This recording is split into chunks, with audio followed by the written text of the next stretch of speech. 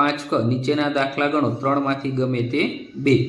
પ્રકરણ 11 એમાં પહેલો દાખલો 8 મજૂરોને એક કામ પૂરું કરવા 4 દિવસ લાગે તો આ કામ 16 મજૂરોને કેટલા દિવસ લાગે। તો મિત્રો આમાં શું આપ્યું છે, મજૂરની સંખ્યા અને દિવસો આપ્યો છે। તો પહેલા આપણે આનું કોષ્ટક તૈયાર કરી લઈએ। તો ઉપર શું થઈ જશે, મજૂર, નીચે દિવસ। તો પહેલા કેટલા મજૂર હતા મિત્રો, 8 મજૂર હતા। તો કેટલા દિવસ થતા, 4 દિવસ થતા। હવે મજૂરની સંખ્યા કેટલી થઈ ગઈ, 16। તો કેટલા દિવસ લાગશે, તો આને આપણે x કહી દઈએ, નીચે y કહી દઈએ।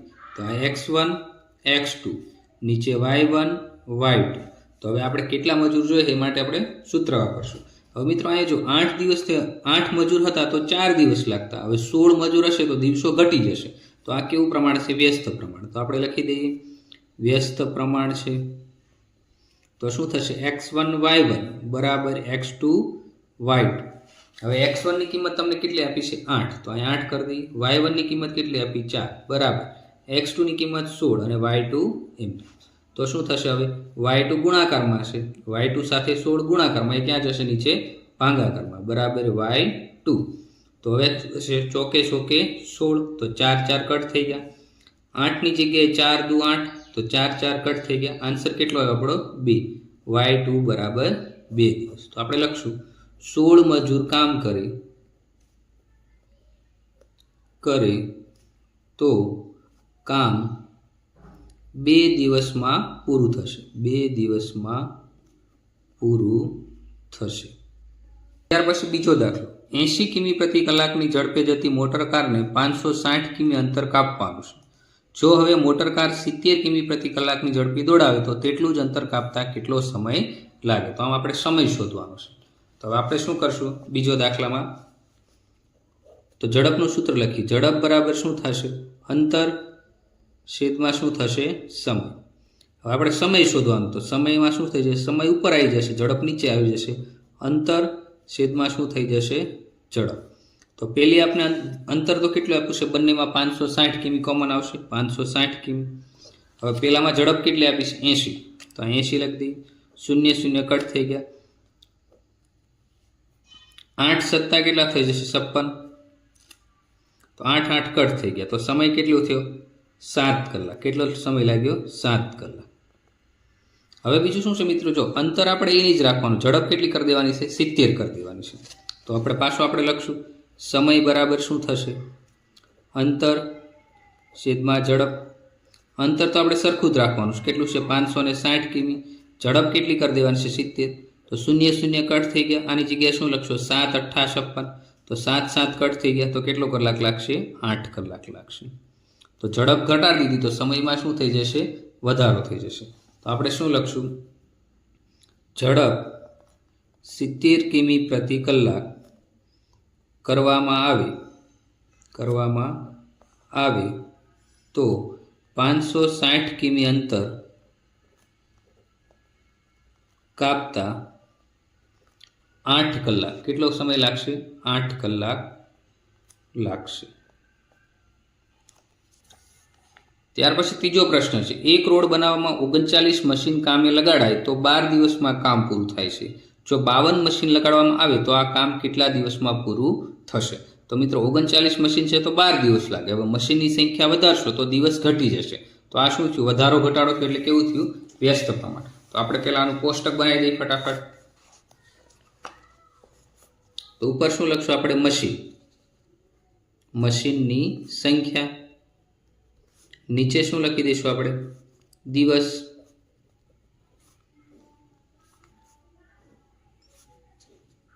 હવે પહેલા મશીનની સંખ્યા કેટલી હતી, 39 મશીન હતા તો કામ પૂરું કરતા કેટલા દિવસ લાગતા હતા, 12 દિવસ લાગતા હતા।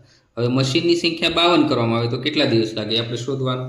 તો આપણે સૂત્ર વાપરશું, પહેલા વ્યસ્ત પ્રમાણ લખી નાખશું, વ્યસ્ત પ્રમાણ છે। તેથી x1 y1 બરાબર x2 y2। x1 કેટલું છે, 39, y1 કેટલું છે, 12। તો આને x1 કહી દઈએ, આને x2 કહી દઈએ, અને y1 અને y2। x2 કેટલું છે આપણું, 52, અને y2 એમ નામ થશે। હવે y2 સાથે 52 ગુણાકારમાં, એ ક્યાં જશે, ભાગાકારમાં। તો 39 ગુણ્યા 12 છેદમાં 52 બરાબર y2। હવે શું કરશું, 13 ચોકું 52 થશે, 13 તેરી 39 થશે। તો શું થયું? આ 13 કટ થઈ ગયા.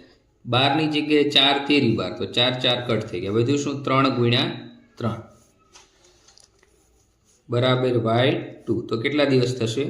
9 દિવસ થશે. y2 બરાબર કેટલા આવ્યા આપણે? 9 દિવસ. તો આપણે લખશું 52 મશીન કામ કરે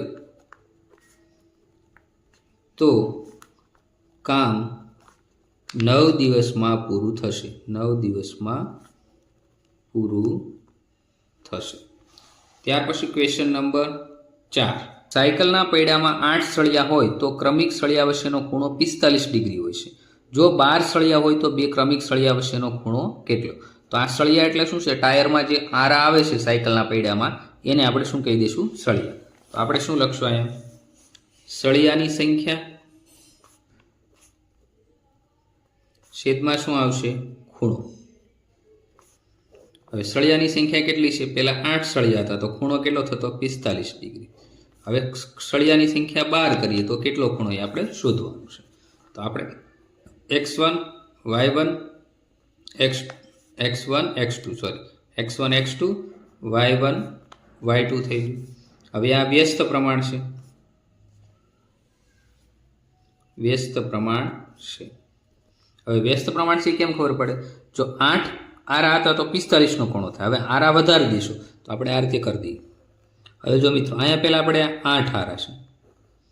1 2 3 1 2 3 આ રીતે આરાની સંખ્યા વધારશો તો શું થઈ જશે? આ ખૂણો જેમ જેમ આરાની સંખ્યા વધશે એમ ખૂણો કેવો થતો જશે? નાનો થઈ જશે. તો આ વધારો અને ઘટાડો છે એટલે વ્યસ્ત પ્રમાણમાં છે. હવે સૂત્ર વાપરશું આપણે x1 y1 બરાબર x2 y2. x1 કેટલું છે? 8. y1 કેટલું છે? 45 બરાબર x2 કેટલું છે? 12. y2 એમના. હવે y2 શોધવા માટે આપણે શું કરવું પડે? y2 સાથે 12 છે એ ક્યાં જશે? ભાગાકારમાં. 8 ગુણ્યા 45 છેદમાં 12. હવે અહીં જગ્યાએ 12 ની જગ્યાએ 4 તેરી 12, 8 ની જગ્યાએ 4 દુ 8, 45 ની જગ્યાએ 15 તેરી 45. હવે સરખું સરખું કટ થઈ જશે. 4 4 કટ થઈ ગયા, 3 3 કટ થઈ ગયા. વધ્યું શું? 15 દુ 30. તો y2 બરાબર કેટલો થશે? 30 નો ખૂણો થશે. તો આપણે લખશું સળિયાની સંખ્યા 12 કરવામાં આવે તો 30 ડિગ્રીનો ખૂણો બને. ત્યાર પછી મિત્રો પ્રકરણ નંબર 12 એમાં પેલું છે અવયવ પાડો. એમાં 4 દાખલા છે. બીજો છે ભાંગાકાર કરો. એમાં પણ 4 દાખલા છે. તો આપણે પહેલું ચાલુ કરીએ. અવયવ પાડો એમાં 25x² - 40x + 16. તો આના માટે આપણી પાસે સૂત્ર છે a² a - b આખાનો વર્ગ. તો શું થાય? a² - 2ab + b નો વર્ગ. તો અહીં 25x² આપ્યો છે તો 25x² નું શું થશે? 5 એનું વર્ગમૂળ, x નો એમના વર્ગ માઇનસ 2ab તો 2 એમના, આનું વર્ગમૂળ શું થયું? 5x તો 5x થઈ જશે. 16 નું વર્ગમૂળ શું થાય? 4 થશે. વત્તા b નો વર્ગ એટલે 4 નો વર્ગ બરાબર શું છે? a - b આખાનો વર્ગ. તો a શું થયો આપણો? 5x થયો. b શું થયો આપણો? 4 થયો. તો 4 અને વિશે માઇનસ નિશાની બરાબર વર્ગ. તો આ શું થઈ ગયો? આપણો આન્સર થઈ ગયો. બીજો દાખલો 49x² y² - 14xy + 1. તો આમાં પણ એ જ સૂત્ર આવશે. a - b નો વર્ગ બરાબર a² - 2ab + b નો વર્ગ. હવે a શું થશે આપણામાં? 7. 49 નું વર્ગમૂળ 7, x વર્ગનું x અને y એમના y નો વર્ગ માઇનસ 2a અને b આપણે એમનામ રહેવા દઈએ. હવે 1 આપ્યું વત્તા b નો વર્ગ તો 1 નો વર્ગ 1 જ થશે. હવે શું છે? a શું છે આપણો? 7xy. b શું છે આપણો? 1 તો પાછું એને થઈ ગયું બરાબર શું છે? a - b નો વર્ગ. તો a શું થયો આપણો? 7xy. b શું થયો? 1 થઈ ગયો અને આખાની ઉપર શું થઈ જશે? વર્ગ થઈ જશે. તો આપણો આ ત્રીજો દાખલો 4x² - 28x + 49. તો આપણી પાસે સૂત્ર શું છે? a² - 2ab + b નો વર્ગ બરાબર શું થાય? a - b નો વર્ગ. તો a² એટલે આ 4x નું વર્ગમૂળ શું થશે? 2x એની ઉપર વર્ગ -2 આ બંને a b આપણે બાકી રાખીએ વત્તા b નો વર્ગ. b એટલે છેલ્લું પદ એનું વર્ગમૂળ શું થશે? 7. આખાનો વર્ગ. હવે a એટલે 2x, b એટલે 7 થઈ ગયું બરાબર. a માઇનસ બીનો વર્ગ, તો a એટલે શું થયું આપણું 2x થયું અને b એટલે શું થશે 7 -7 અને આખાની ઉપર વર્ગ. તો આપણો આ જવાબ થઈ ગયો. ત્યાર પછી ચોથો દાખલો, એમાં પ્લસ આપ્યું છે તો એના માટે સૂત્ર શું આવશે? a² + 2ab + b² બરાબર a + b નો વર્ગ. હવે a² એટલે શું થશે? 16 નું વર્ગમૂળ કેટલું થાય? 4. x વર્ગનું x, તો 4x નો વર્ગ વત્તા 2ab વત્તા b નો વર્ગ. b એટલે 81, તો 81 નું વર્ગમૂળ શું થાય? 9. 9 નો વર્ગ એમના 4x વર્ગ અને અહીંયા 9 વર્ગ. તો આપણે અહીં 4x લખી દઈએ એની જગ્યાએ, b ની જગ્યાએ 9 લખી દઈએ બરાબર. શું છે? a વત્તા b નો વર્ગ, તો a આપણો શું થશે? 4x થશે. b શું થશે? 9, તો વત્તા 9 આખાની ઉપર વર્ગ. જવાબ પૂરો. ત્યાર પછી ભાંગાકાર કરો. x વર્ગ વત્તા 7x વત્તા 12 ભાગ્યા x વત્તા 3. તો હવે આપણે આ બંનેનો ગુણાકાર કરીએ. તો પહેલાં સૂત્ર શું છે આપણી પાસે? a² વત્તા 2ab વત્તા b² બરાબર a વત્તા b નો વર્ગ. આ આપણી પાસે આવું સૂત્ર છે. પહેલું સ્ટેપ અને છેલ્લા છેદનો ગુણાકાર. તો x વર્ગ અહીંયા કાંઈ નહીં હોય તેની યારે સહગુણક 1 હશે, તો 12 એકા 12 થયા. તો 12ના તમારે એવા અવયવ પાડવાના જેનો ગુણાકાર 12 આવવો જોઈએ અને સરવાળો શું આવવો જોઈએ? 7 આવવો જોઈએ. તો 4 × 3 કરો તો 12 થાય અને 4 વત્તા 3 કરો તો શું થઈ જાય? 7 થઈ જાય. તો 7ની જગ્યાએ આપણે આવું લખીશું x વર્ગ વત્તા 3x વત્તા 4x વત્તા 12 આપ્યા છે એમના. હવે 4 થયા તો આ બે પદ શું કરી નાખો તમે? જોડકા કરી નાખો. હવે આ બંનેમાં કોમન શું છે? x, તો વધ્યું શું? x વત્તા 3 વત્તા હવે અહીંયા 4x છે અને અહીંયા 12 છે, તો 12ની જગ્યાએ 4 × 3 લખી નાખો તો 4 4 કોમન, તો 4 કોમન થઈ ગયા. વધ્યું શું? x વત્તા 3. હવે આપણે અહીં ભાગાકારમાં x વત્તા 3 એ છેક સુધી લખતા જઈએ, x વત્તા 3. હવે શું થઈ જશે? જો x વત્તા 3 x વત્તા 3 કોમન છે બંનેમાં, તો આપણે એ લખી નાખીએ x વત્તા 3 બંનેમાં કોમન, અને આ વધ્યું છે x વત્તા 4 એ લખી નાખો. ભાંગ્યામાં x વત્તા 3 હતા તો ભાંગ્યા x વત્તા 3. બંને સરખા સરખા કટ થઈ ગયા, તો ફાઇનલ આન્સર આપણો શું થઈ જશે? x વત્તા 4 થઈ જશે. ત્યાર પછી બીજો દાખલો, 24 x ની 4 ઘાત y ની 3 ઘાત z ની વર્ગ ભાંગ્યા 8x વર્ગ y વર્ગ z. તો આપણે લખી દઈએ પહેલા 24 x ની 4 ઘાત y ની 3 ઘાત z ની 2 ઘાત ભાંગ્યા 8x વર્ગ y વર્ગ અને z. હવે આ 24 ની જગ્યાએ મિત્રો શું લખશું? 8 × 3 લખી દઈએ, તો 8 8 કટ થઈ ગયા. તો હવે આપણી પાસે શું વધ્યું? 3x ની 4 ઘાત y ની 3 ઘાત z ની 2 ઘાત છેદમાં x વર્ગ y વર્ગ અને z થશે.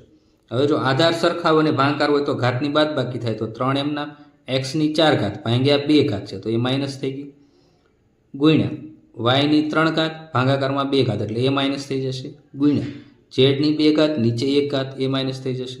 તો શું થઈ જશે ફાઇનલ જવાબ? 3 x ની 4 માંથી 2 કાઢો એટલે 2, y ની 3 માંથી 2 કાઢો એટલે 1, z ની 1 માંથી 1 કાઢો એટલે z. તો 3x વર્ગ y z એ આપણો શું થઈ ગયો? આન્સર થઈ. ત્રીજો દાખલો, 25x વર્ગ વત્તા 20x વત્તા 4 ભાંગ્યા 5x વત્તા 2. તો પહેલું સ્ટેપ અને છેલ્લું સ્ટેપનો ગુણાકાર. તો 25 ચોખ્ખું કેટલા થઈ ગયા? 100 થઈ ગયા. હવે જે આ 100 આવ્યા છે તો વચ્ચેના સ્ટેપનો તમારે સરવાળો 20 આવે એ રીતે તમારે આ 100 લાવવાના. તો 10 × 10 કરો તો 100 થઈ જાય અને 10 વત્તા 10 કરો તો 20 આન્સર થઈ જાય. તો અવયવ આપણા શું થશે? 10 અને 10. તો હવે શું થઈ જશે મિત્રો? આ 25x વર્ગ એમના 20 ની જગ્યાએ આપણે શું લખશું? 10x વત્તા 10x અને વત્તા 4 એમનામ રહેવા દઈએ આખું, ભાંગ્યા શું થઈ જશે? 5x વત્તા 2 એમના. હવે આપણી પાસે કેટલા સ્ટેપ થઈ ગયા? 4 સ્ટેપ થઈ ગયા. તો એમાં જે કોમન આવે લખી દો. અહીંયા 25 આપ્યા છે તો 5 × 5, અહીંયા 5 × 10 તો 5 શું થઈ ગયા કોમન. અહીંયા x નો વર્ગ છે, અહીંયા x, તો x હજી કોમન થઈ જશે. હવે અહીંયા શું વધશે? 1 5x કોમન આવી ગયા, પણ અહીંયા 2 5x એટલે 1 5x વત્તા અહીંયા 10 દુ 5 દુ 10 હતા તો 5 કોમન આવી ગયા તો 2 હજી વધ્યા, વત્તા 10x વત્તા 4 તો 10 ની જગ્યાએ 5 × 2 અને 4 ની જગ્યાએ 2 × 2 તો 2 કોમન થઈ ગયા. વધ્યું શું? 5x વત્તા 2 ભાંગ્યા 5x વત્તા 2 આપણે એમ નામ લખી નાખીએ.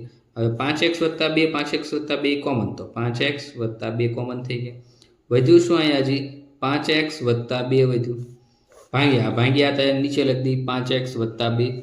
હવે સરખા કટ થઈ ગયા તો વધ્યું શું આપણી પાસે 5x + 2. 5x + 2 એ આપણો શું થઈ ગયો? આન્સર થઈ ગયો. ત્યાર પછી ચોથો દાખલો 9x² - 16 ભાગ્યા 3x + 4. તો આના માટે આપણી પાસે સૂત્ર શું છે? a² - b² બરાબર a વત્તા b અને a ઓછા b. તો આના માટે આપણે લખશું તો 9x નો વર્ગ છે તો એનું શું થઈ જશે? 3x આખાનું પર વર્ગ માઇનસ 16 ની જગ્યાએ શું થાય? 4 નો વર્ગ આ ભાગ્યા 3x ના છેદમાં 4 એમના આપણે નીચે લખી દઈએ. હવે આ a² - b² થઈ ગયું તો આપણે શું કરશું? એકવાર આને પ્લસ લઈ લઈશું 3x + 4 અને એકવાર માઇનસ 3x - 4. ભાગાકારમાં 3x - 4 હતા એમના. હવે શું થશે? સરખું કટ થઈ ગયું. આ 3x - 4 3x - 4 કટ થઈ ગયા તો ફાઇનલ જવાબ શું થઈ ગયો આપણો? 3x + 4 એ આપણો ફાઇનલ જવાબ. તો અહીં આપણે આ અસાઇનમેન્ટનું સંપૂર્ણ સોલ્યુશન પૂર્ણ થાય છે મિત્રો. વધારે અમારો વિડીયો શેર કરો અને ચેનલને સબસ્ક્રાઇબ કરો.